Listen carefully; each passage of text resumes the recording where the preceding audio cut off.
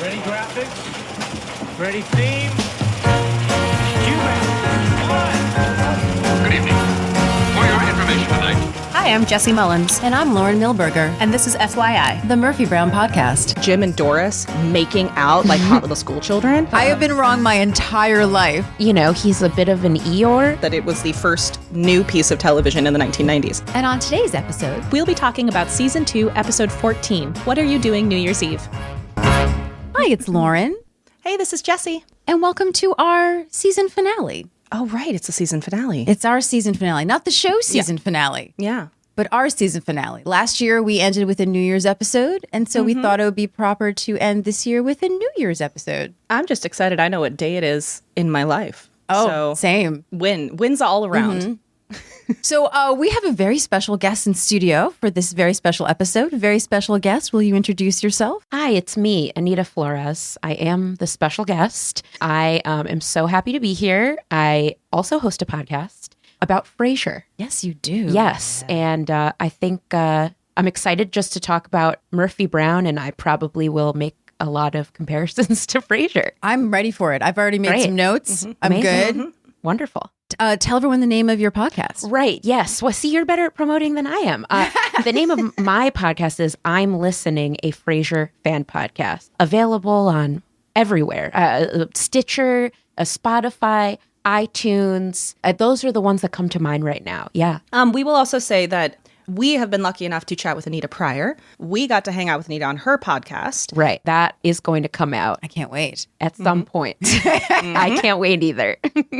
We call this crossover, and we're big fans. I'm a big fan. So this episode is written by Diane English, who's the creator of Murphy Brown, Anita, if you're unaware. And it actually aired January 1st, 1990. I don't know how often I've seen a show that actually aired on New Year's Day. Exactly. That's why I have this sort of shock in my voice. It's a New Year's episode. And it's funny because I was thinking it's quite rare for shows to do a New Year's episode, which makes it refreshing, you know, particularly as myself who does not celebrate Christmas. Every show has a Christmas episode. New Year's, everyone can celebrate New Year's. It's great. Yeah, now that I think about it, New Year's episodes are like, now I'm just thinking of like sitcoms.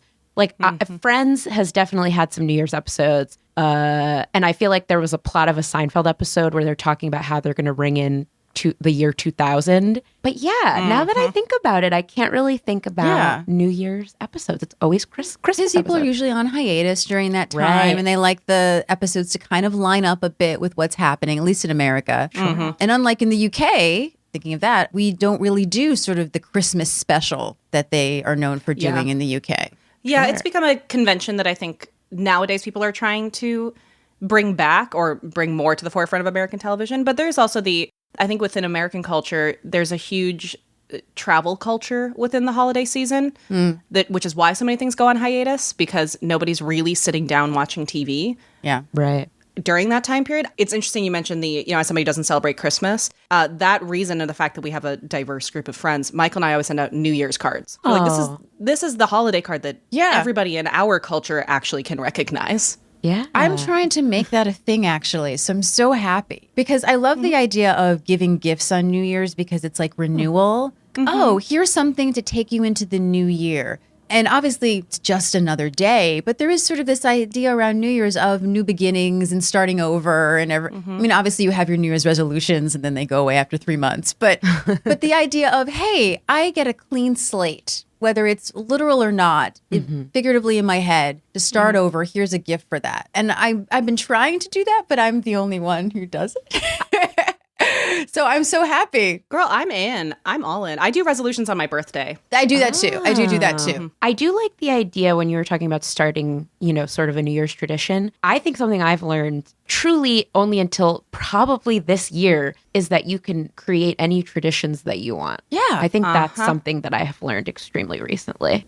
Now, going back to the show, this episode was directed by Barnett Kellman. Now, we always like to joke about this because it's always directed by Barnett Kellman. The first 4 years was directed by Barnett, and he came back for the finale. So he's kind of like our Jim Burrows. Okay. Just to make sort of a Frasier reference. That helps so much. Doesn't it, right? Yeah, it does. Also, speaking of the specs of this episode, because it was on 1/1/1990, Do we think, what are the odds that this was the first new episode of the 1990s of television? Absolutely. Good point. Absolutely. Everything was on hiatus. I have nothing in front of me to prove that, but I can't imagine having grown up in that time period. There was nothing on. Nothing. Yeah. Like, I think we can give Murphy Brown our own, unproven stat that it was the first new piece of television in the 1990s. True. Okay, so now that we're getting into this episode, I think something that I really liked about the episode was the pressure. It was very relatable. The pressure that comes with New Year's. Yeah. Like, I think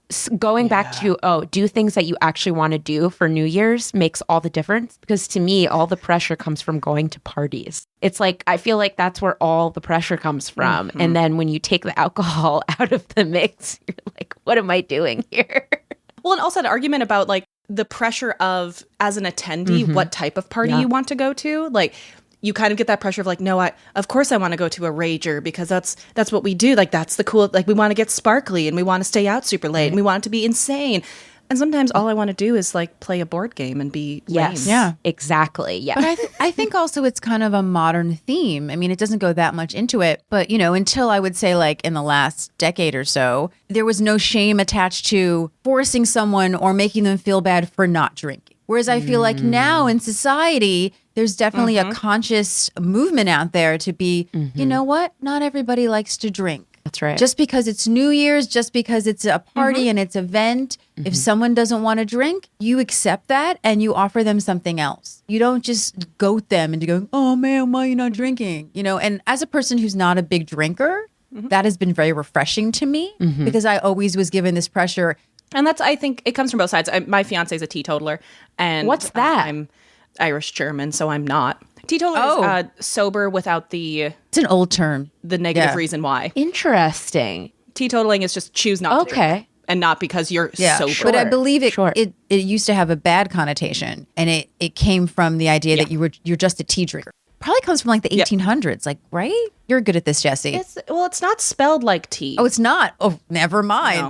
I have been wrong tea. I have been wrong my entire life. See, this is the problem with being dyslexic, is that I hear so many words and I don't bother to see how they're spelled because I just can't spell.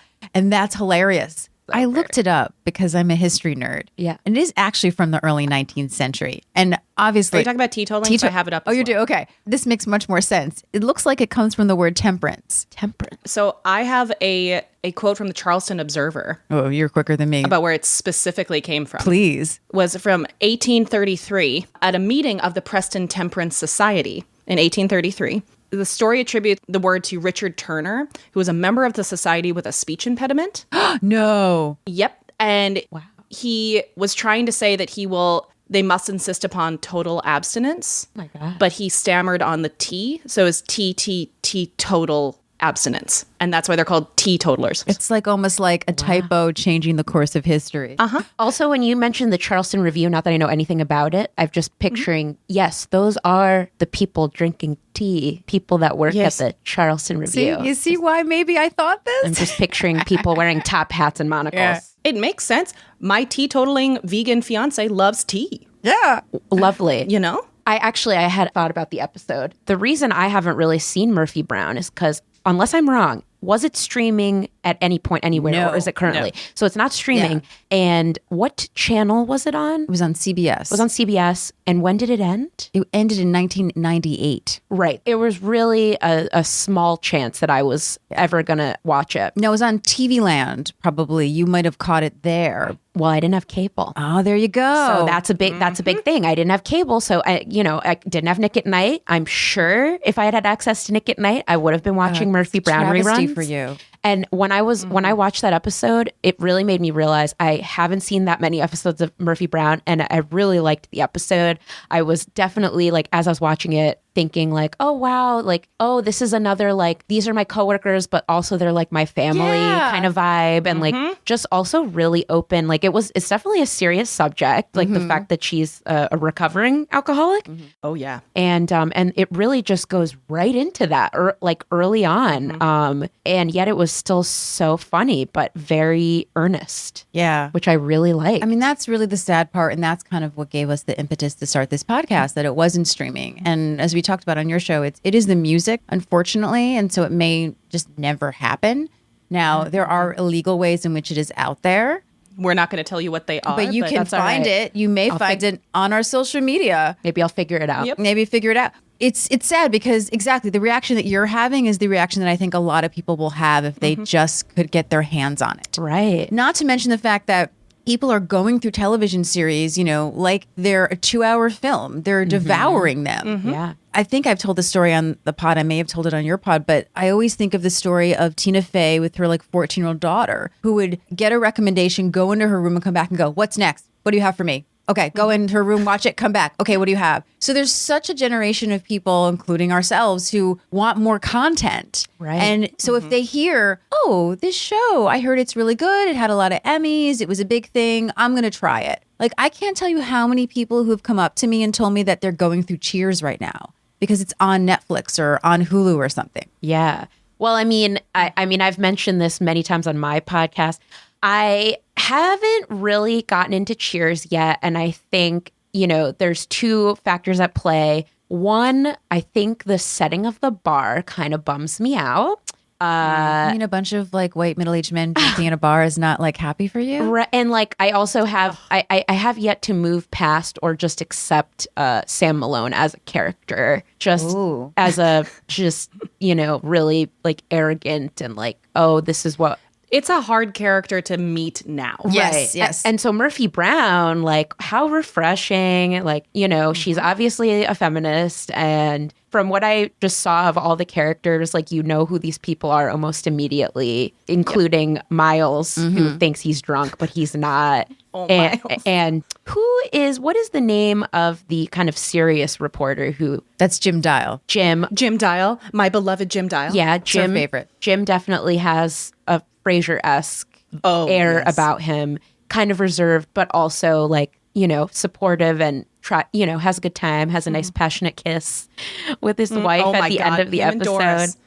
Oh, they're super, super cute. So when I'm watching Murphy Brown, it's encouraging to see especially, we're in an age where, that kind of TV is no longer a woman who knows what she wants and is facing her demons and stuff. I would say that's not ahead of its time anymore. Yeah. It's we're here, it's here. So yeah, man, I would really love to watch it from the beginning. It might be time for me to just buy it. Maybe I should just buy it. Here's the other issue. Only season 1 is available to buy. Oh my gosh. Because music, right? Also, when Murphy Brown was released on DVD, it did not do well. Now, I think that streaming culture is just different than buying and owning the show. They made seasons 1 through 3.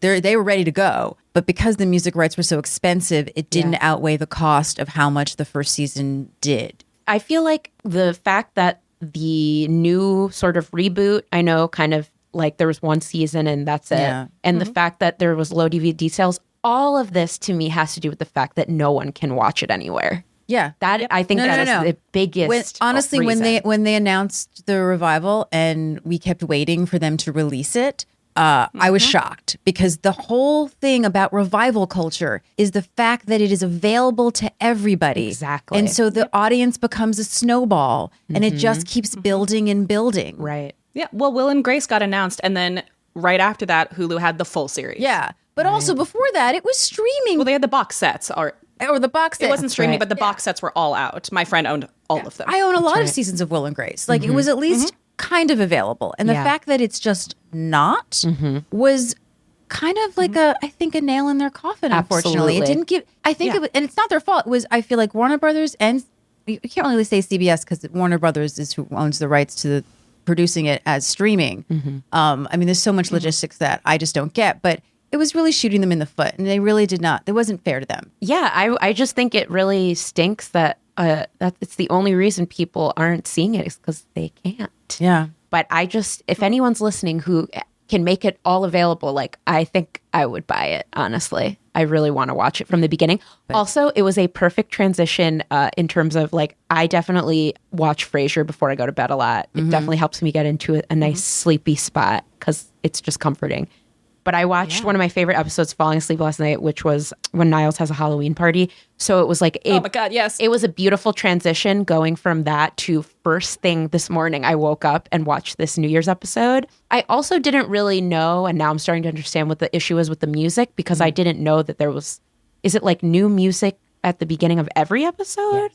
Yeah. It's Motown, and it's all But it's Motown. great. I was so like, great. oh my God, I love this. And, you know, this is sort of when I feel the influence of Murphy Brown kind of did away with the theme song. Because eventually, as the seasons go on, they didn't even have a song. They just would go right into the episode. It would just sort of have the title. And then I would see more and more shows that were doing that. Yeah. But these little vignettes at the beginning are really great. But and so sometimes you can't cut them because they have to do with the plot. Like this one you could. It would have been fine. Sure. But Yeah. she also sings within some of the episodes. Going back to you saying, like, having this show now, realizing what it was at the time. One of the things that we talk about on the pod a lot is the fact that there are a lot of shows that have been coming out in the last few years where people were like, oh, the first of its kind. Like, it's so nice to see somebody finally talking about this issue in a frank, but also like in a dark comedy kind of way. And the thing that always frustrates us is Murphy Brown did it in the 80s and the 90s. But nobody knows that. Like this talk about alcoholism, the talk about a woman, quote unquote, I hate this phrase, but of a certain age being a viable sexual object, being a single woman who had like her life is not over because she passes 50. Like you're looking at not only a generation, like seeing Jim and Doris making out like hot little school children and being the older couple is wonderful. And that's something that now things get praised for as if it was unique. Right. Yeah. And it's one of the reasons we talk a lot about this show. We talk about Golden Girls, like these shows that were ahead of their time that people aren't realizing when people are doing these shows now. They're like, oh, it's so progressive and groundbreaking. It's like, but they did it. Like we had these role models, but we can't access them. Yeah, it is very frustrating. Okay, so this seems like the right time to mention that. So I went on vacation to Mexico in October, and I befriended an artist named Armando who owned an art gallery in Oaxaca. And my boyfriend and I ended up like hanging out with him. Like we went out for drinks. And because I am who I am and I love Frasier, naturally, this was all in Spanish, keep in mind. Even though I'm not fluent, but I get by. But I did ask him after a few drinks. I was like, are you familiar with Frasier? And he was like, yeah, it's my favorite show. No. And so we started talking, you know, obviously about Frasier and why he likes the show. And I was like, what other American television do you like? And he was like, Murphy Brown. No. Oh, wow. I would recommend him to come on the pod, but I don't think he speaks English. Then there you go. We have a problem. However, I had him on my podcast in Spanish. It was one of the most terrifying things I've ever done, doing it in Spanish. I'm very excited about it, you, though. but I'm getting it like a translator to do VO that we can do it in English. But we did talk, and he does love Murphy Brown. And the reason I bring this up is because, again, I do see parallels between the two shows. Not that we got into the specifics, but again, you've got serious issues mixed with deep relationships. And I just thought it was really sweet. So there's at least one Murphy Brown fan in Oaxaca, Mexico. Yes, there is. And what I didn't get to really ask him is, where was he watching it? Because obviously I'm fascinated by how people are watching American television in different countries, including Murphy Brown, which must be even tougher since we can barely watch it ourselves. Right? Oh, also, I just realized. So this episode was obviously extra special for me because Jane Leeves is in it, which you both knew. I do rarely see her in other things, and the only things I've actually seen her in are 2 arc episode of Seinfeld, where she plays a virgin who may or may not, sleep with Jerry, and then this. And have you not seen her in Hot in Cleveland?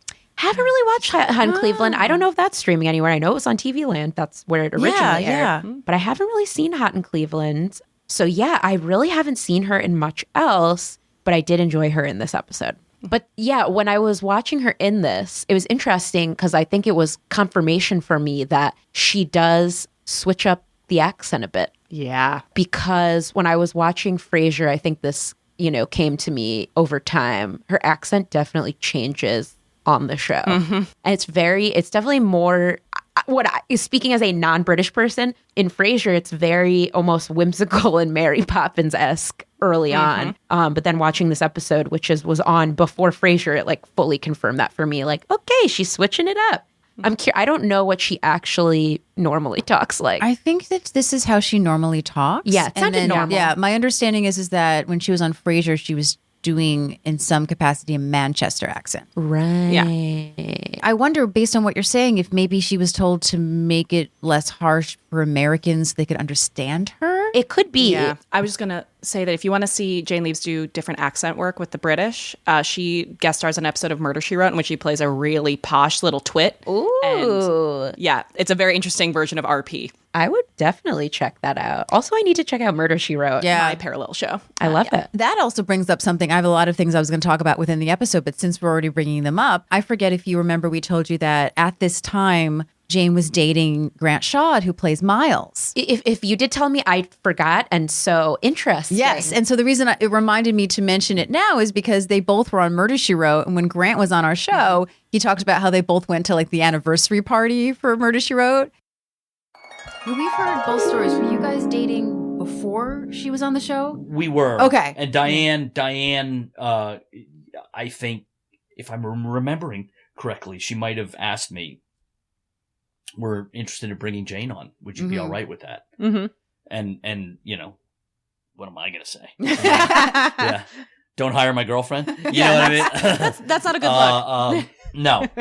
Yeah. So I was like, of course. Because that's what I thought. And then Barnett thought it was after. And then I thought, well, he would maybe know more than I would. Yeah. So, yeah. No, it was. Yeah. Because she was roommates with Faith, right? Yes. That's how we met. Mm-hmm. Yeah. She and Faith were roommates. It's weird. It's, you know, It's the smallest world. I actually went to the taping of the pilot for Frasier. So, and, you know, could pretty much tell then that this was going to be something. And that's how they all kind of met each other. Yeah. So the reason that she's on the show is one, because she's brilliant, but she got to know everybody because she was a roommate with Faith. And I believe they're still really good friends today. I love the Yeah. meshing of universes. Yeah, it really is. TV universes. Yeah. Faith was just commenting on Jane's daughter's Instagram post. Yes, I saw that. Yeah, it's Yeah. adorable. She was at her christening. Wow. Is what she- The best. Shall we get into it? Yes, let's get into it. So I'm just going to very quickly talk about the song because we like to give credit to the creators behind the music. What Are You Doing New Year's Eve is actually a song from 1947. I did not know this. Did you guys I know definitely this? didn't. No? Okay. Yeah. I love this song. I've done deep dives on this song. It's by Frank Lesser, who wrote Guys and Dolls and How to Succeed in Business, which has a bit of a Frasier connection. Yeah. Again.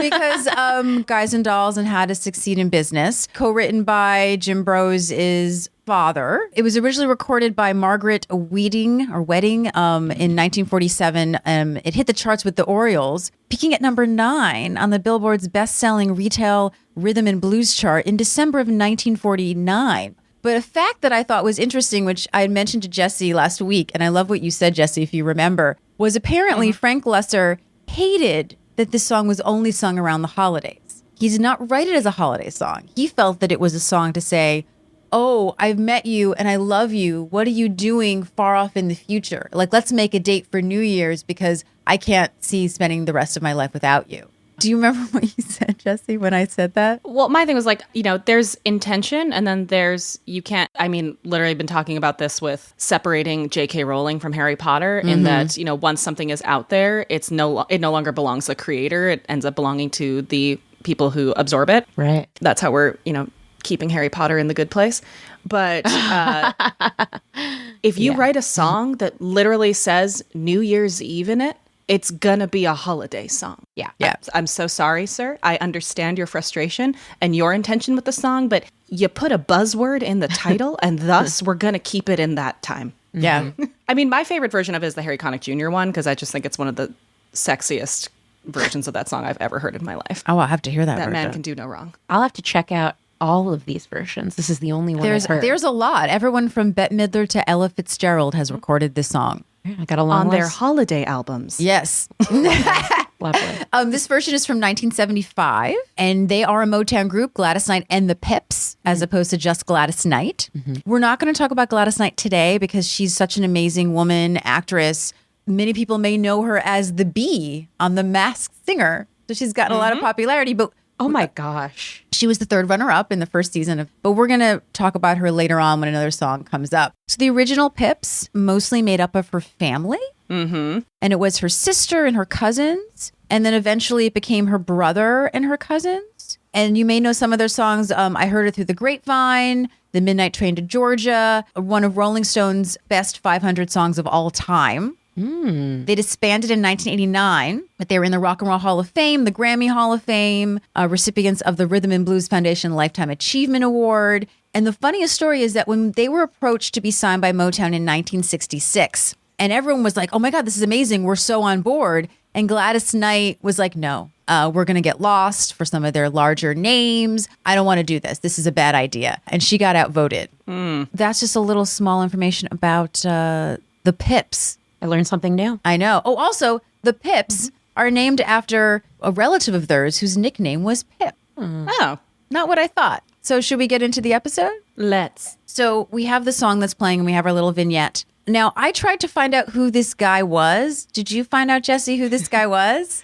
I didn't. I just wrote, this employee is definitely a dancer in real life. He's acting H to T. Yes. Leg extension, finger with toy, physical comedy clarity. He's clearly a dancer. But he's uncredited, and I was In the shocked. opening. Yeah, in the opening, because yes, he doesn't say anything, so you could say he's an extra, but he interacts so much. That's not considered With an Phil. extra. Sure. I that don't leg know. extension alone deserved a credit. So pretty much the gist of this opening is that they're putting everything up for New Year's and everything is going wrong. Now, at one point, they're hammering a New Year's sign. And my thought was, this is an 80-year-old bar. And you're putting a hammer and nail into it instead of tape or I don't know why that bugged me. To me, I would think the 80-year-old bar, I would be like, yeah, it's old already. Oh, yeah, I guess so. That's how I would think of it. It's Phil's family's bar. Well, also, this was very pre New York renters. Let's use contact strips. yeah. And also that Phil is very patient, if not annoyed, with people he hires. Something that's like this has happened in the past. You've not seen this episode, Anita. Where we go, fire him. And Phil just goes, fire him, "Arr," and obviously that's comedy, but he never fires these people. Maybe because he's grumpy, but he's got a good heart. He does have a good heart. He does. Yeah. I think also Phil is, if he's paying money for something, he's going to get what he paid for, whether he enjoys them Yes. or not. Yeah. So the Christmas sign comes down, the New Year's sign goes up. He knocks over all of the glasses with a broom, as you do. And Phil just is so done with it that he just throws the last glass and walks away. Then we go into the first scene. We have our regulars at the hero table. It's actually in the script. It's called the hero table, Anita, which is interesting. Yeah. What interesting. Well, it's like it's the table that Marty sits at when he goes to the bar in Frasier. There's always that central bar table. yeah. Because it's the best location Okay. for the cameras to be able to pick everybody up pretty Right, much. that makes sense. Murphy comes in, is definitely on a mission. She has found out that Corky has a New Year's party. This is the worst news that could possibly happen. And Murphy has come up with excuses for everybody, which Yeah. is great. Doris has the flu, fever, chills, projectile vomiting. Frank's new girlfriend has recently put on a lot of weight and doesn't want to be seen in public. Grown. Miles says that they know that there's a party and they're going to go, which of course Murphy is shocked about. Can I say something about Murphy's excuse for Frank? Yes, please. So obviously, grown, weight joke. However, here's why I don't mind that the joke is in there. It is so clearly not something that Murphy approves of, and therefore it doesn't work for herself later when she says it. But it's so totally one that I believe Murphy picked because Frank would say that. interesting. There's something about that excuse that it is not that Murphy thinks it's a good or viable excuse, but that she comes up with the perfect excuse that would make sense coming from Frank. Yeah. And also the fact that he's not saying that Frank is saying that. He's saying that the woman is saying that. And that's her own personal feelings, I feel like. I mean, it's an old joke, yes. But like, I'm okay with it because it's supposed to be his girlfriend is a little insecure right now. Here's how I interpreted it. Please. Coming in as having not seen the show that much, to me, it connected with him at the, like, after they played the games and it's been decided he's going to die early. Yeah. Not knowing much about his character, it sounds like it's, he's a bit of an Eeyore. I don't know, maybe has had some that's great. some rough things happen to him. He's a neurotic mess. He's a neurotic mess. And so, like, yes, grown to the weight joke, but the fact that the excuse that Murphy comes up with is related to some kind of flaw related to the woman he's dating is how I interpreted it. As in, he hasn't had a lot of luck in many areas of his life. And so the fact that this is catered to him, a specific excuse about an issue with someone he's dating, made sense to me. Oh my God, you just got Frank. I just got And you've Frank. seen one episode. And Lauren, that's the point I was making, is that I don't think that the weight Yeah. joke is a problem. What I think is that it's a genius writing, and that Right. Murphy knows her Yeah. friend really well, that all of her excuses for them are perfectly catered to them because she's Right. good at this Yeah. stuff. No, that's true. And that's why when she tries to be like, the guy I'm dating, it makes no She sense wouldn't. because Murphy. Yeah. And I have to say, kudos for Corky for being smart enough now to get that. Like in Sure. season 1, Corky wouldn't have Yeah, gotten that. She Corky. would have been like, oh, No. that's so terrible. Well, can you come alone? Now, Jim, who says, hey now, which is his sort of his catchphrase. Oh, yeah. That he admits at first that he wasn't fond of Corky, which is very honest. But he feels that she's grown a lot since last year and he wants to show her support. And I wrote, damn professional, Jim. Yeah, I mean, Jim's the best. From that comment, I was like, all right, the show's been on for a few years that they've made these breakthroughs. How long? What This is their season? second season. Oh, second. Yeah. Yeah. So yes, tremendous strides have been made. Yeah. If he's saying, yeah. Yeah, and- now we're getting along. Well, and the great thing about this show, and going back to what you said at the beginning about them just going right in with this issue, her drinking issue, is that this show starts with her fresh out of Betty Ford Yeah. for That's the pilot. addiction. I did not know that. Yeah, so like they go right into this, and we find out later. This is a fun tidbit for you, and one of the reasons why Jim is so beloved. Jim is the one who drove her to Betty Ford. Yeah, he didn't trust putting her on Like- a plane. So he was like, I'll do it. Yeah. There's something about Jim that's very much like he looks out for all of them. He's also obviously a kook himself once he like gets a little loose. But Corky is, we've talked a lot on this show, is our newfound favorite growth character because it's very easy to write her off. And when we were kids, we didn't miss some of the nuance of her Yeah. growth. But I really appreciate the way that they give her these like moments of validation in talking about her already because she has grown so much already in a season and a half. Yeah. It's a little off topic, but has to do with this episode, which I noticed. I'm fascinated with watching actors trying to pretend to eat when they don't want to eat because they know that they can't spit it out because there aren't going to be a lot of takes and because the dialogue is so quick and they have to keep talking. So they need to make it look like they're eating, but they're not eating. Because Grant Shaw, who usually like is on point with everything, he starts molding his fries. Like with I don't know if you noticed I this. didn't. And I thought, interesting. And I feel like that was him pretending. I mean, I think the thing that I generally pick up on is, and probably because I saw some article or meme, is how often people are carrying empty coffee cups. Oh, yes, I saw that. That Bugs I me. always notice. As for food, I feel like food stuff I don't notice unless I'm watching something like the 7th time or something. So Yeah. because this was the first time, I didn't That's really true. notice. Yeah, I've seen it a bunch of times. You've seen it a bunch of times. But like in a movie, you'd have a spit bucket. I just find this hilarious. Like I know it's hard, so I'm not like, food bashing anyone. So pretty much it goes back and forth. Well, first Frank starts by saying that, if Murphy's there, it's going to be a really, really great party. But Murphy makes a point to let them know that all these references, which by the way, this is the first time on Murphy Brown where almost all of the references they're making, like Wilbur Mills, I didn't really know and I had to look up. They're definitely like prominent people of the time. And Murphy did things like, here's an example. She at the Washington Press Corps bash and sang If I Were Your Woman. Jim recalls how she hung her bra on the White House Christmas tree angel. And they all think this is really funny. And so a party can't be dull without Murphy. But Murphy wants to remind them that she was drinking all that time. All of her adult life, she watched New Year's from the bottom of a scotch bottle. And as much as, she bemused that she hopes that people are still talking about how she mooned Jean Kirkpatrick,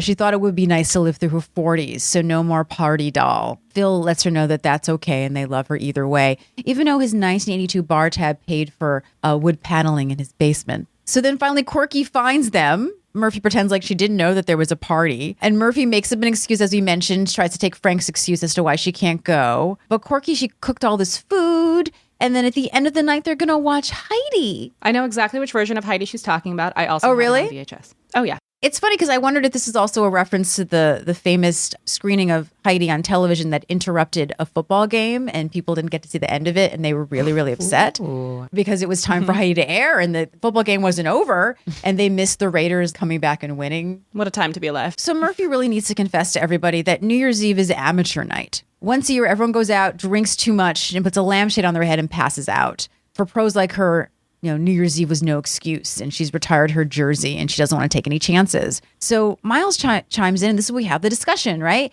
That just because you're not drinking on New Year's doesn't mean that you can't have a good time. Even though Jim can't get in one more thing, apparently she did the old dropping horse manure on Maureen Dean's house, setting it on fire and running away.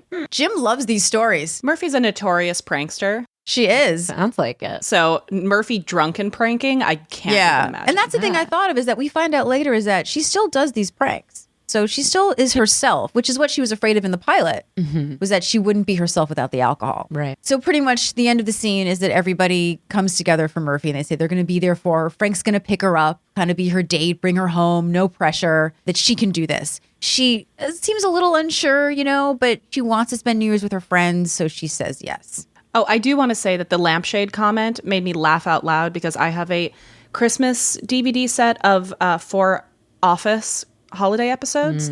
And there is one where Michael Scott breaks out all the booze, and his moment of realizing the party's actually going is when he drops a lampshade on his head. I remember that. And is like, oh, the party's happening. And I was like, well, yeah, apparently that is a thing now. Lampshades mean the party's rocking. When I think of lampshade on head, I think of The Office, that specific episode. Yeah.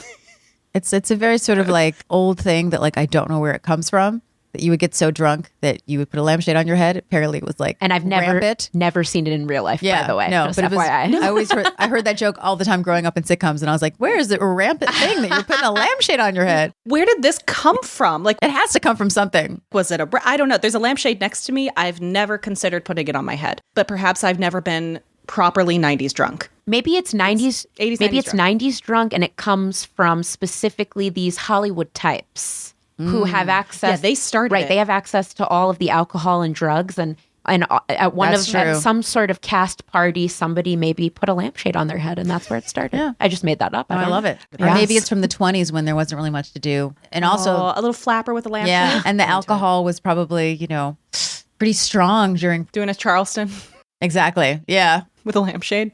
I'm not mad at it. So we find ourselves at the party in question. It is, here's what I wrote. First I wrote, what's the song that's playing sadly in the background? Because I know what the second one is that they play, but I don't know what the first one is. But it is a sad, lulling song in the background that sounds slightly familiar. Yeah, I know. I can't figure it out either. I know the It's second definitely one. a bummer. Yeah. And also, something I hadn't noticed till rewatching it, there are so many people reading. Yeah. My first impression of it was, Corky's party is, well, it's full. Her apartment is a vision in what must have been her mother's and grandmother's concept of feminine grandeur. Yeah, it was like Laura Ashley threw up in there. There are light colors, florals abound. Perhaps I've been watching a bit too much of The Crown, because when I saw the large portrait of Corky in her pageant tiara and bouquet of roses, I thought it was the queen. Because I thought it was brunette at first, and then I realized that it was Corky. Anita, if you're unaware, she was Miss America, but by default, because the original Miss America had to step down. I because did of not know that. bestiality. Yeah, bestiality. No, I didn't. But this adds another layer to her character. Yeah. When for she me. said she loved animals, no one took her seriously. Yeah. This show is genius, and it creates a very interesting runner-up complex that Corky has. Yeah. That's really fun when it pops up, because it gives her a dimension, which is one of the things we love about these characters, is like Corky could be a very easy stereotype. Oh, definitely. Yeah, I mean, just her name alone gives me already a very perky, quirky image, and matches her voice. But two things. One, the first thing I thought of when I was watching the first scene in her house was truly straight, just thinking of my grandmother's funeral in 6th grade. no. It's just somber, quiet. People are eating, don't really know what to do with themselves. That was immediately, or I think at some point somebody makes a joke about it feeling like a funeral. Maybe it was Murphy. Yep. I will say, I'm so glad that this was your intro to Corky, because Corky's arc in this episode alone makes me really, really Yeah. happy. Oh, it's great. And her final Sure. moment with Noel, we'll talk about it. Yes. Yeah, Get love it, it. Corky. So speaking of Corky, so we have this beautiful portrait of her in a tiara holding a scepter and roses, our queen in her own home. And I noticed, is standing by the food table with the apps and just looking lost and kind of hesitantly serving people appetizers on little plates. And as we're panning over to the door, there's a bust on a plinth next to the front door. It is so clearly what she was raised to believe is a grand home. as this woman of the South. I keep reminding myself that this is an apartment in DC, not a home in the South. Oh my gosh. So it is very light. It is very floral. We pan over. We see the bus on a plinth as Murphy and Frank walk in, which I noticed was very fashionably late considering the number in attendance, which I'm sure was a matter of, I have done this when I am nervous about being at a party and wanting to get there. I don't want to be there too early. I want to make sure it's already going so I can just kind of sneak in. Yeah. Plus a New Year's party, because you know it's going to go at least, past midnight. So you kind of want to start later. Of course. Especially if you're not drinking. Don't get there early and be awkward longer. Yeah. This was me last weekend. Yeah. I truly, out of sheer paranoia, just a quick backstory, I had to take a drug test for a job. And even though alcohol doesn't show up, I was still paranoid. And that's why I didn't drink before I went to this party, because I was like, just in case. I don't know. Just in case. I'm not going to drink. And I was so stressed out about going to this party and not drinking. I went through the same thing of like, gotta get there at a reasonable time. Can't be too early. Don't want it to be so early that there's only 8 people there and we have to have earnest conversations one by one or in a circle. I need to get there by the time people themselves are drunk enough that they aren't going to be, I don't have to worry about how I'm going to leave conversations and they don't have to worry about how they're going to leave conversations. So I truly was really relating hard to Murphy when she walked into that party. Yeah. Yeah, I have been this person at so many parties, even when I am drinking. Yeah. And I don't want to be part of those first 8 people who are trying to get the party going. Right. I just It's a want lot of pressure. There's a party. Yeah. But not a messy party. So as they walk in to not a fun party, I wrote, as they take one look at the comatose ensemble and go back out into the hallway as quickly as possible and somehow completely avoid being seen, which I would think if I was at that party, anytime the door opened, I would swing to it. Help. They're just lulled into submission at this party. Oh, this is when Frank says, I know what you're thinking. It looks like a funeral. But he thinks it's hopeful. It's a good sign. People are clearly pacing themselves. So she'll be in good sober company. And she says that Murphy says everyone she knows from the office is there. Do they need to stay for the whole thing? Can they just grab a few things and go? I do want to point out that they are in good, like, New Year's Eve black ensemble. She's got, like, a sparkle top. It's not the black tie ensemble we see from the Dials who are about to arrive, but they look really nice. They're dressed for a nice party, not a funeral. And Frank is encouraging her. He says, you're just another guest. Let's just go in. No one is expecting you to perform, which is a really nice way to state her concerns. Like, that is a phrase that I've heard people use nowadays. Yeah. Toward people. That is, like, he gets her. Frank and Murphy's friendship is so special. We talk about this a lot. They really get each other in a very platonic, supportive way. And so they head into the party. The second they walk in, now, Lauren, do you know which guest this is? So I have no idea, but it's not our usual crew. They're the ones that when they're leaving and Corky's like, no, you should stay. That's exactly. our people. All right, this guy speaks and I was like, am I supposed to know him? No. But now we do, because as Murphy enters, goes, hey, Murphy's here. Let the games begin. Right. That's a lot of pressure. Yeah. She's so much pressure. And which she already has as the poster child for FYI. Mm-hmm. So I can understand this place of, I even feel that as an actor around my family where people, the number of times that I have people in my family be like, oh, sing us a song. I'm like, no, thank you. Oh my God. They're like, but this is what you do. And I'm like, not on cue. And I don't really want to work right now. Like, I want to just enjoy myself. The equivalent of when I tell people I'm a comedian, or when I was still dating on the apps and a guy would go, tell me a joke. Yeah. That's very, I don't know why people think that that's not annoying. How do you not know that that's so obnoxious? I'm not your dancing monkey. Exactly. Yeah. Like, okay, do my taxes. Go. I love that. Like, I don't understand you. So Corky swoops in. Corky, the hostess with the mostess, is thrilled to see them. She, in her best, would be passive aggressive if she had a mean bone in her body, compliments Murphy on her dress, that it's perfect for that short-waisted problem, which, as a short-waisted person, it is a struggle, y'all. It's hard to look proportional sometimes. And then we meet her date, Dr. Noel Gardner. Oh, no. Also known as guest star Douglas Sills. Ugh. I love Douglas Sills so much. Lauren and I have talked about this. I won't go too into depth because we want to make sure we get through a very long party here. But Anita, are you familiar with Douglas Sills as an actor? Oh no, I was just at the name because he just sounded so like he was going to be a jerk, or the name of the character. But no, I'm not familiar with the actor. So Douglas is best known for his work on Broadway, is an incredible tenor. I fell in love with him originally in The Scarlet Pimpernel. He was the lead role in Scarlet Pimpernel. Y'all want to hear a great tenor, go watch his Into the Fire performance from the Tonys. He's wonderful. He hits these notes no one should be able to hit that well. He was great as the role that Steve Martin made famous in the Little Shop of Horrors movie. He played the dentist on the Broadway revival and also slays it. He was born in 1960. One of the things I wrote as I was watching this episode, and I'm so glad I was right, is that he carries a very like clean-cut Midwestern boy air, especially with that voice. He's from Michigan. This makes sense. It's a good, handsome Midwestern boy. He plays these very confident men often, which Noel definitely has.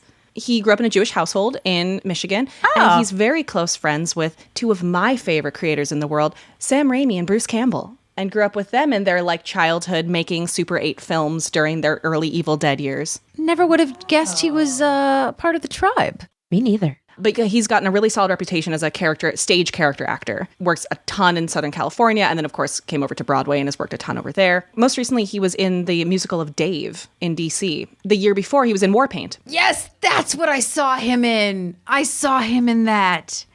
I know who this is now. He is incredible, and as evidenced by this episode, very strong in playing very strong characters. Speaking of Dr. Noel Gardner, Corky introduced him saying he's currently at Bethesda Naval Hospital, but he'll soon be opening his own practice. And this is when Noel comes in like a wrecking ball. He offers that, that's right, it's full service medicine, dermatology to cardiology, 10 doctors, no waiting, and there's validated parking. Goes for the business card. Don't be afraid, just come in and chat, maybe get a physical. Frank, take a look at that mole for you. Frank touches his neck. Murphy, when was your last mammogram? She looks down. Been putting it off, have you? Not a good idea. Call me. I love that she looks down. They're both just like, oh, God. Why are you talking about my tits? Sir, they're not even showing. What I enjoy that Corky does during this moment is she does the like looking on knowingly like a good doctor's wife. She's just kind of like nodding. Like, yeah. In this tirade, kisses Corky goodbye, says, your friends are great. We'll see you later, guys, okay? And leaves like the storm he was. Just in and out, get the job done. What I think is interesting is that Corky then asks them, what do they want to drink? Yeah, I find it interesting considering she has this big rule she's created, but then doesn't kind of lead with that information. And hasn't told anyone yet.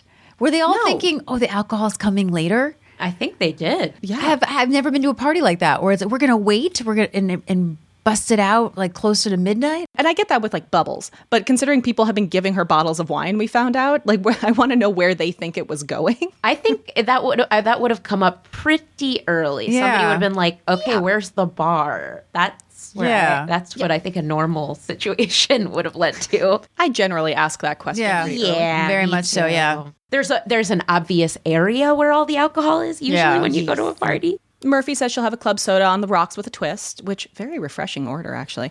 And Frank says he'll have a beer. Sorry, Frank, she's not serving any alcohol tonight. And she does a thing where she puts herself between the two of them and then does like the big head jerk with eyes at Murphy behind her. And she says, a lot of people have been asking about that. I guess I should explain.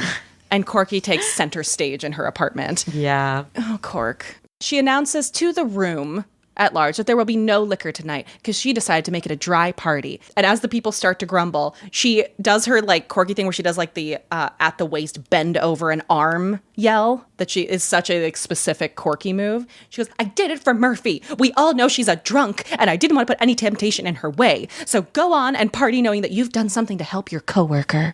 she has no sense of like what's personal and like what isn't. Normally I feel like if I didn't already feel like these characters were already well defined, I'd be like, what are you doing? But to me, it came across as so earnest that even though it was so obnoxious, I was like, she really thinks that this is the right thing. She does. For her friend. Yeah. So. That's the thing. She's always trying to help. She thinks it's a compliment to let her know she has a high waist problem because everyone knows that. Yeah. Right. She knows Well, that. and it's a compliment that she's saying, like, I see what you did. Well done. Mm-hmm. Like, I know, like, as girls, like, I know you have a short waist and look at how well you disguise it. Like, it's always coming from this place of love, if misplaced.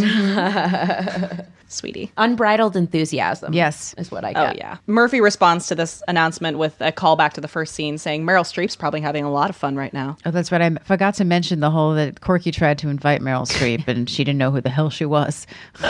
Which, fair, I guess.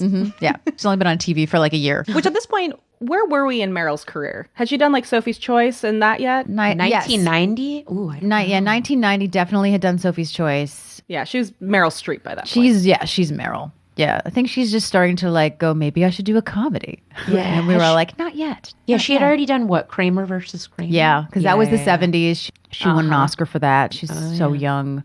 But yeah, I think she's just starting to look at like She-Devil and stuff like that. Yeah, girl. And the awkward moment is broken up by the arrival of everyone's favorite couple, Jim and Doris Looking Dial. fantastic.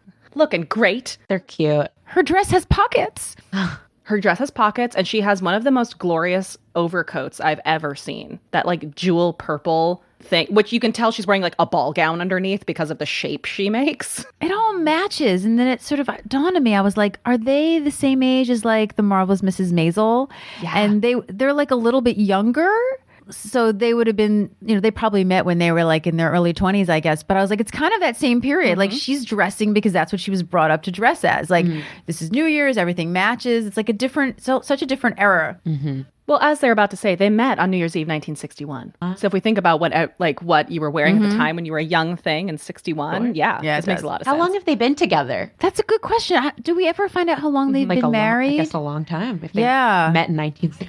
I mean, yeah, if they met in 1961, this is I just answered my own 1998. question. Yeah. Based, Oh, but no, but what I was going to say was like how long they've been married, because based on their generation, I'm going to assume not too I was long going to of a say that, courtship. yeah. Fast track it. Also because they're so perfectly Yeah. suited. Yeah. And hot to trot, like they're a hot couple. They are a hot couple. So, they were like, all right, I would like to have sex with you. So we have to be married.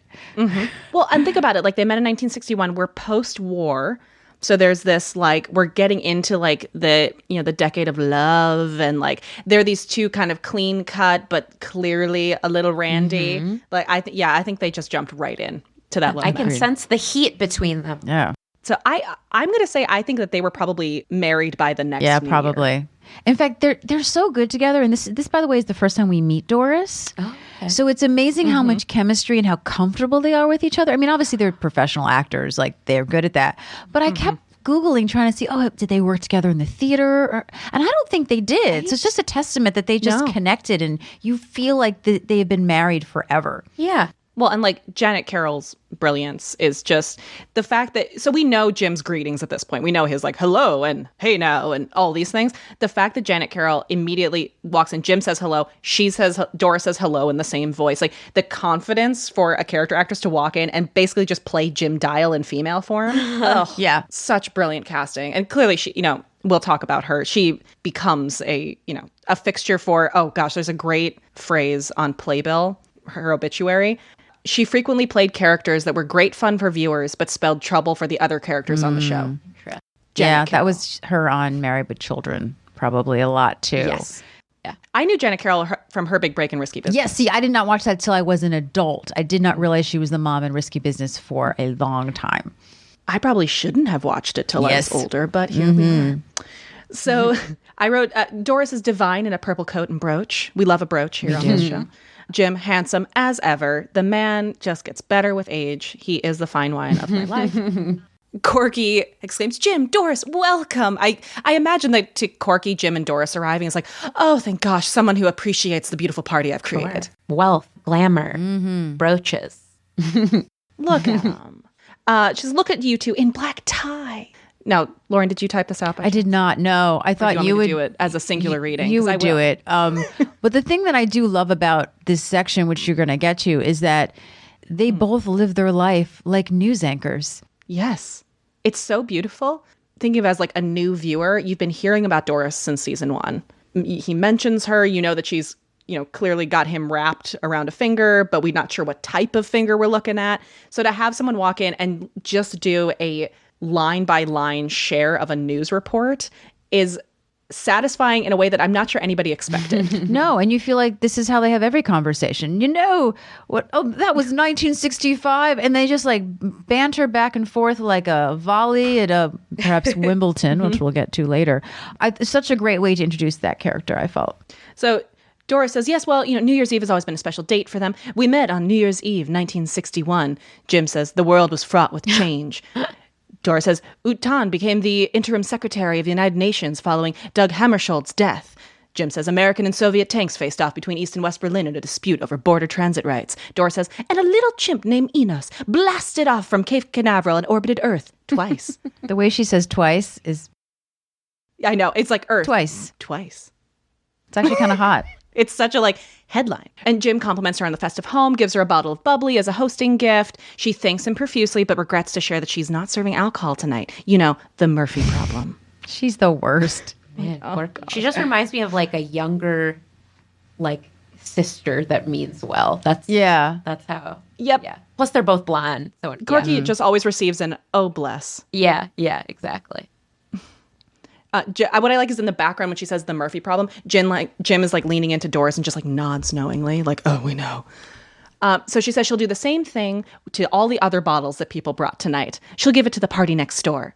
To what is obviously a rockin' party across the hall. She knocks on the door. When they crack it open, there are pulsing colored lights that hit her face. She goes, here you go. And this hand reaches out, cheers us to her, shuts the door. And Corky heads into her party, closely followed by Miles and Audrey. Anita, I'd love your first impressions of Audrey. Well, I mean, I can't believe I'm saying this, but, glasses definitely make a difference. Yes. I think it helped me separate Jane Leeves as Daphne and made me associate this young lady with, being a female Miles. That's that's what they were going for. Yep, yeah. That's just how I read it. I think the height difference also added a bit of humor to me, if I'm being honest. But yeah, no, I definitely, the glasses really gave me a sense of her character, and also then just her being something along the lines of, oh, it's interesting that you're inviting me out tonight of all nights. It's been however long. And he's like, just go with it. Just pretend that we've been dating for a while. Which also told me a lot about him and that he's extremely insecure and cares very much what other people think. But she also, I like that seemingly they both were hard for a night out. The fact that she said yes was I also didn't have a lot of options for tonight. So I appreciated that they were about to enter into this lie together and loved that she really went for it. Highly recommend you meeting Audrey the first time. When he says no one needs to know this is our second date. It's New Year's Eve, and her, oh, okay. If you've seen Audrey previously, you know exactly what's about to happen. That's not good. Because our first meeting of Audrey is just yes-anding all over the place. Okay, all right. I'm going to have to check it out. Yeah. She's amazing. Yeah, she was great. They rush up as the door is closing. Audrey's still applying some blush, and Miles is trying to hurry her up. And as you said, she's trying to say, I'm going as fast as I can. You only called to invite me 45 minutes ago. I'm beginning to think I wasn't first choice. When she's like, Miles, and Miles does his very classic, oh, what are you talking about? If you think an executive producer couldn't get a date until the last minute, I scoff, which is my new phrase in life. It's just pointing at myself and saying, I scoff. Right. And that's funny because scoffing is to me, it's the action. You don't actually say, I scoff. Yeah. Look at me do this. I scoff at you. Grant Shaw is a genius physical comedian. And my God, as obviously we witness in this episode, he shares he's been under a lot of stress. And for once, he just wants to go let loose and enjoy himself. She wants to know why they haven't been out since that one blind date 4 months ago, which is a very interesting timestamp for us, knowing the full series. It was, of the last time we saw her. I was like, oh God, that was only 4 months ago in their world. Okay. Because it's been a while for us. His apology is that it's just that the date was so powerful. It took him time to absorb it. I like it. So this is when he says, it's our second date. She goes, oh, okay. And any viewer's like, oh no, oh no. And at that moment, 2 very wasted party goers from the rockin' party next door leave to go down the hall. And I love that they're like, a dress is starting to come off. There's a thing. And she goes, wow, this party is really rockin'. I guess you were right about getting here early. Miles says, that's not our party. This is our party. Enter funeral. Yes. So we enter to the Carpenters Close to You, which says everything. I don't know if you're familiar with the Carpenters. It's a jazz saxophone Carpenters. Yes, it's definitely music that's maybe the stereotypical music of what squares might listen to use an old term. If you like the Carpenters, I'm not calling you a square.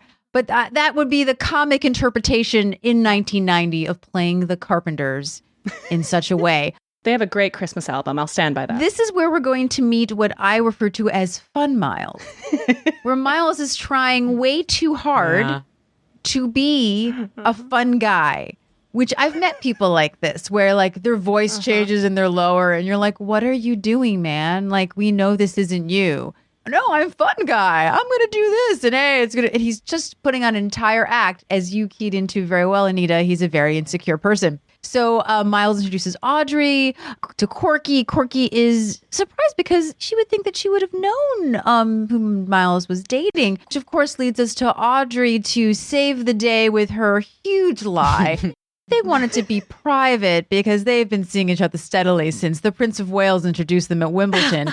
It's like you do. Like you do. She takes it to the 110th, length, and it ends with her squeezing Miles's cheek and calling him Pookie, which will be his nickname for the rest of the series, pretty much. Yes. And then we get to sort of the crux that we've been alluding to. Miles drinks the punch. He goes, whoa, what'd you put in there? A bottle of rum? Frank wants to let him know there's no alcohol in there, but Murphy stops him. He gives his keys to Audrey because, it's going to be a long night. And Frank again tries to tell him, but Murphy does this great thing where she just sort of stops his hand and goes, it's something to do. I'm with her. Me too. Oh. That is exactly what I want. Yes. I mean, the smile on Candice Bergen's face through most of this, just watching Grant Chod, is fantastic because she's so enjoying herself. But a little bit, I think, is also the actors enjoying watching Grant do all this stuff. So eventually, Murphy's reading. As I mentioned, I noticed a lot of people reading. She's reading a Bride magazine. Frank was checking in on her, and she's really despondent because she's finally seeing New Year's through. It's funny, she said a straight person's eyes. And I never really heard of someone who doesn't drink as a straight person before. Me neither. Oh, that's how I first ever heard that phrase. Yeah, straight. It's just towing the straight line. So she doesn't think how anything is going to get worse. And then Miles comes in and he's excitedly singing the Pointer Sisters and he's got a tie around his neck and his jacket around his waist. And I'm not even sure if like his shirt is coming out of his pants. It's like completely crazy. And he's doing this dancing thing. I think at one point he like jumps up and does like a high kick. Like he does Mick Jagger. That's what it is. It's Mick Jagger. It's fantastic. Yes. I mean, I know that you're used to a lot of physical comedy on Frasier. Yeah, I definitely, to make another Frasier comparison, something I definitely liked about Miles was his anxiety and how he acted it out with his physical acting and even just the way he speaks too. Because like, not that he has like a stutter, but it always feels like it's on the cusp where he's like, well, we've got, and then taking it to the next level. Like he can't just have because of the kind of person he is. Seemed quite clear. Like he had to go to take it to the next level. Like if I'm having a good time, I'm really going to be performative about it. Yeah, he gets the drink all over him. Gets obsessed with the flowers. And everyone's looking at him like he's crazy. I mean, Doris literally is clutching her non-existent pearls. It makes me think of his antics in this and like what he thinks drunk and letting loose looks like. Yes. Makes me think of Eugene Levy in Waiting for Guffman when he says, people ask me if I was a class clown and I say, no, but I sat behind him and took notes. Like that. I feel like this is what Miles thinks people look like when they do this. And thus he's all in on it. I picture if this happened today that he went on WikiHow and looked at a visual aid of like, this is what happens when people get too drunk. And he's like, this is what I'm going to do. I'm going to unbutton my pants. I'm going to collapse on this couch. Yeah. Yeah. So when he collapses on the couch, Murphy pretty much pleads, please, can I be the one to tell him, please? And everyone's like, I think it's about time. Even Corky's like, what is wrong with you? So he's just, I've missed the best part. Actually, I forgot is when Audrey, played by the amazing Jane Leaves, takes off her glasses and cleans them as she talks, which is such great comic timing to say they're misty from her tears. Just to say how this has been a difficult period for them because he just can't hold his liquor and kind of runs off. So, Murphy is right in his face and she's just like touching his forehead, lets him know that there's nothing in the punch, which he doesn't really quite understand at first. And then gets the best part and tells him that the only thing he's high on is 10% fruit juice. And just as this is happening, this is when I wrote, all of our office extras that we're used to, which we kind of know their names and don't. We have Eyeglasses Guy, we have Fran, and we have Mullet Guy, and they all make their excuses to leave. But Corky says that they're really going to miss the best part of this, which is that they have a game. Noel has brought a game for them, and Corky starts handing out these papers, to which Jim confesses to Doris that he's not wearing a blindfold. And she goes, this is a great sort of moment that shows how long they've been in a relationship. I love that. We cut to them having played the game, which, by the way, is How Long Will You Live? It's 35 questions. I tried to find this test. I couldn't find one that was 35. I'd said I would live to 95, but it also didn't ask about any chronic illnesses I have. So, that might be a problem. Well, I'm not playing that game. I as an anxious person, no need for me to know the answer to that or even a prediction. Yep, I'm living on the hope and the prayer of the fact that the women in my family seem to hit the 90s pretty consistently. Nice. So I'm just gonna be like, that's my fortune. Right. I'm not gonna look at anything else because I will fall down WebMD and lose my mind. And I have myself. Yep. Same. And so we cut to the results of this game. So Jim has banked a good old 0 at 72. He's stuck there, which just want to update that Charlie Kimbrough, who plays Jim, is still in his 80s. So killing it. Nice. Doris is going to outlive him at 74. Very classic hetero relationship where she's Absolutely. going to outlive him a little bit. Corky's going to hit 80, but Noel will hit 82. Frank has 53. He goes, are they kidding? This can't be right. What'd you get, Murphy? Murphy's finishing addition. Carry the 1, 6 here. Yes, 97. Read it and weep. What I love is that everyone immediately looks scandalized and immediately calls her a cheater. They all She was know. an alcoholic till she was 40. She's cheating. Exactly. She's cheating. She's clearly cheating. Frank jumps up, grabs a paper. She skipped question 7. She lied on question 12. Why stop at 97, Murphy? Why not say 110 or 205? To which Noel goes, watch that blood pressure, Frank. It'll kill you like that. Noel. I am interested in the fact that, jumping a little ahead, knowing that Corky is done with Noel, I'm so intrigued by the fact that I don't see any hints of that leading up to her goodbye of him. Oh, Not at that's all. funny. I Not didn't at see all. it that way. I saw it more of she's a traditional girl and he assumed that he was going to have sex with her that night. And that's not an assumption that you make. He's not staying. He didn't even ask her. He's just staying. No, we are not having sex. And as we learn, Corky is saving herself for her husband. So that's funny. I didn't see it that way. Based on her goodbye, it's more than that because she's clearly annoyed with him and his medicine practice. Yeah. Because of her response at the end, is which is true. why I'm like, at this point, Great. she's like, he's so funny. Yeah. I'm like, I feel like there's something that happens in the bustling around that turns her off as well. But maybe it's because she's just the hostess with the mostest. She's a good Southern girl true. who's very polite until she has to cut him down. Corky at that moment diffuses by looking at her watch and realizing that it's 1 minute till midnight. So everyone's getting up. She's getting them party hats. She's getting them, something to toast with. I'm sure it's water. And Frank makes his way toward the TV because they're going to watch the ball go down. And he says, sure, no problem. When the clock strikes midnight, I'll be another year closer to death. Let's all dance and sing. Which I feel like I've been that person at least once in my life. Yeah. He laments he's 40 years old and nothing to show for it. He's wasted the best years of his life. He can't remember what he did last Tuesday. Meanwhile, Corky is shuffling around with hats. She has a tiara, of course. 5, 4, 3, 2, 1, with a resounding Happy New Year from everyone. Like Murphy does a little, what's the blow toy thing? Oh, The bee. Yeah, I know what you're talking about. I don't know what the official name for it, though. I don't know what it's called. A noisemaker? Right? Noisemaker. That sounds right. Noisemaker? Noisemaker? Yeah. She does it at about a 45-degree angle down to the ground. We have some yay. There's clearly an ellipses throughout this entire Happy New Year. Everyone's kind of hugging, doing their thing. Murphy whaps the TV off and says, well, I guess that just about wraps it up. Another day, another decade. Corky, it's been fun. Frank, let's go. And whaps him on the arm on the way out. Which also I've been that. Everyone starts to say their goodbye. And Corky, very upset, tries to stop everyone from leaving by saying they haven't said their resolutions yet. Murphy is glaring at Corky's back and says, I'm wearing gloves, Frank. I could choke her now and not leave any fingerprints. Frank says goodbye, opens the door. The music from the hall barrels into the apartment from the other rockin' party. They close the door and Murphy turns around and says, this is really sad. You guys said we could pull off a good time on New Year's without booze, and here we are going home at midnight. What do you say we do something crazy? We'll put our heads together. I know this group will come up with something great. Murphy and Frank make their way into the hallway. They're about to walk away. Murphy halts and realizes she left her purse in the bedroom, sending Frank after it, and skitters off with what I call her Murphy prank face. Like a cartoon character. She is a cartoon character. Like she's a cartoon character and Kermit the Frog at once in these moments. I knew mischief was coming with that look for Yes. sure. Mhm. Yeah. You know, it's a very specific skitter. So we cut into the apartment where everyone's thanking Corky for a wonderful time. Doris is, being the lovely older woman who's like really acknowledging her. By the way, we have not mentioned her beautiful sparkly ball gown. It's really nice. That like top is incredible. And Audrey is telling Corky that she hopes that Corky can come to their place next time. To which Miles tries to be like, "Oh, Audrey," and walk away. Noel's doing the handshake line like he is the husband of the home and saying goodbye to everybody. And Corky just kind of looks at him and goes, "Noel, where's your coat?" He goes, "Well, I'm not leaving." And suddenly we see this freeze on Corky's face. And she says, "That's what you think." It's a very like modern woman line from Corky. I just wrote, "Yes, girl."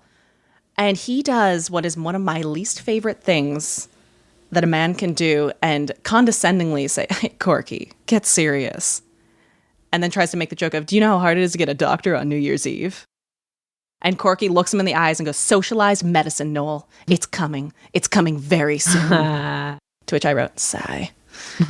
And at that moment, we see Murphy climbing over the balcony into the apartment with a, "Hey, Frank," and starts chucking snowballs. My favorite part about this moment, aside from the fact that it's snowballs inside and Corky screaming about no snowballs in the house, is everyone becomes children. Immediately. Yeah. And I also love that it was Doris- it was Murphy's idea. So she did find a way to have fun without alcohol. Yeah. I was happy for her. Exactly. Yeah. And everyone's so in on it. Doris, my queen, is like rushes a screaming Corky, dumps snow over her head, gets hit in the chest by one, feigns like a mortal wound, and then Jim hits her in the face with snow. She gives the best playful shriek I've ever heard, and they laugh together, and they start a tickle fight, and then they just start making out on the floor. I am so in love with them. Yeah, someone's having hot sex tonight. Oh, yeah. That was like, oh yeah, they got it going on. They have a great marriage. The fire's been burning and it still is. Yeah.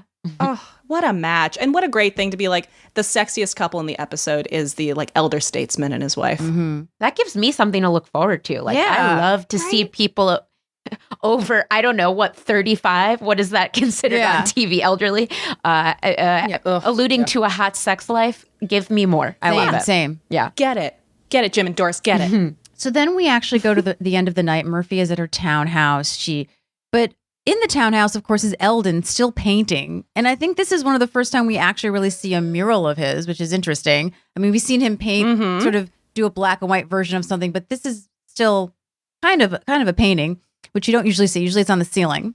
And his girlfriend Felicia, so the last time we see her, is bugging him. They need to go out and do something, but he needs to finish. Of course, what we realize later is that he's actually staying up for Murphy to be sure she didn't drink, which is really lovely. Yeah. So Murphy comes in, but she gets one more snowball in the back by Frank. She's going to get him. And Felicia is kind of, wondering why she keeps him here all the time, At one point, I think she rolls her eyes at Murphy and looks off to the side. I love when Candace does these sort of like takes and looks. It's really great. So Eldon says that they'll go bowling, kind of get them out of there. And Felicia's really excited and she leaves. And before they leave, of course, Eldon, who has a crush on Corky, asks about Corky. That's why they ask about her. And it's pretty a normal, range. It's not very loud, but he says, don't yell it. And of course, Felicia hears it. He's like, oh, it's going to be a long night. Murphy actually does something that you would know, Anita, but the taking off the shoes and circling around the couch in the mail, that's literally from the pilot. That's something that she does, turning off her answering machine. But when she sits on the couch, she sees sort of a empty, or almost empty, bottle of champagne. There's still some left. And she tries to ignore it, but she can't. Now, what's amazing is this next moment is actually 2 minutes. So it's 2 minutes of silence. And it's this beautiful scene where she picks it up and she walks around with it and she just can't ignore it. And you're kind of unsure what she's going to do with it until finally she kind of makes her way around the couch and dumps it. And it's such a beautiful moment. It was really, usually it's silence, but granted, because I like Frasier, there also have been moments of silence on Frasier. Generally, you'd think with a studio audience, it's uncomfortable, but it wasn't. It was really like, I was truly curious about what was going to happen and you could really see her thinking it through. And I was very happy that she didn't drink it. Yeah. It was really, it was nice. The audience applaud. Yeah. I said kind of like the Fonz is there. Like it's still very sort of a sitcom moment because it was so quiet, but it's really actually quite beautiful. Yeah. And then Eldon bursts in with this excuse about the turpentine because he realized that, and I think they were probably driving. Like he made them turn the car around because this was 2 or 3 minutes are gone. Yeah. She knows why he's back and she just cuts him off and says, "No, I dumped it." He's so proud of her and he gives her a kiss, and it's really sort of a beautiful moment because I think she realizes how much her friends love her. This whole night was about her friends being there for her. Mm-hmm. And then she goes over to the light switch, she puts the glass down and still like looking at it. Like this is not the episode that Candice Bergen submitted for Emmy consideration, but she won the Emmy this season of the show. Mm-hmm. And I think you really see it in this moment. Like you said, she's really looking at it and contemplating it and just sort of wry look in her eye. And she just turns off the light and then the episode ends. It's such a risky move for a sitcom to do that kind of ending. At this point, like this sitcom has become popular for those moments of taking those dramatic risks because they pay off. You trust your audience to want that. And it's what a way to ring in the new year with something like that is like walks the spectrum from Miles doing Mick Jagger, not actually drunk, physical comedy to that moment in a single episode. It's massive. And there's a reason this show is popular for that reason.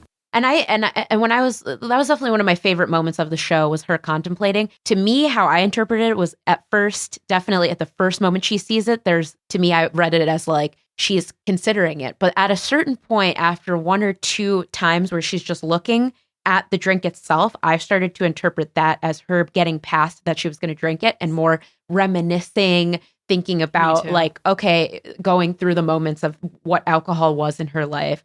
So it was really like stages. Yeah, to I me. agree. I agree. Yeah. I saw the actor that is Candice Bergen choosing to see something different every time she looked at that glass. Yeah. The only thing is I wish that we had more of this in the series. They don't really, I know that was a choice by the creative team and it's obviously not Mom. Like, it's not like, she'd be going to AA every day. Like I get that, but I do wish that we had more moments where we talked about this underlining thing in her life. But this is one of my favorite episodes. I really love it. And I'm glad we got to cover it on the show. Yeah. Me too. Anita, do you want to tell everybody where they can find you and everything like that? Yeah. You can find me on Twitter and Instagram at the same handle. It's Anita, Anita, Jutina, Jewtina, because I'm a Jewish Latina. Thank you for the massive time that you've given us. Thank you. Yeah, no, I'm glad we got to cover like such a fun episode. Yes. Granted, I haven't seen that many episodes. I always love a party episode of a sitcom. So it was We great. are going to change that, though. We're going to give you some more Murphy episodes to watch. Great.